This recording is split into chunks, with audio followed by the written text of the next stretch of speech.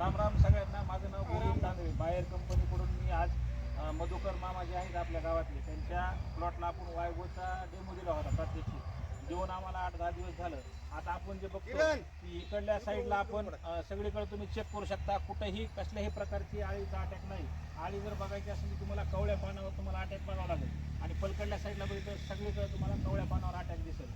तर सगळ्यात महत्त्वाचं ह्यांना अनुभव काय आला, आपण त्यांचं नाव, गाव आणि मोबाईल नंबर जाणून घेऊ.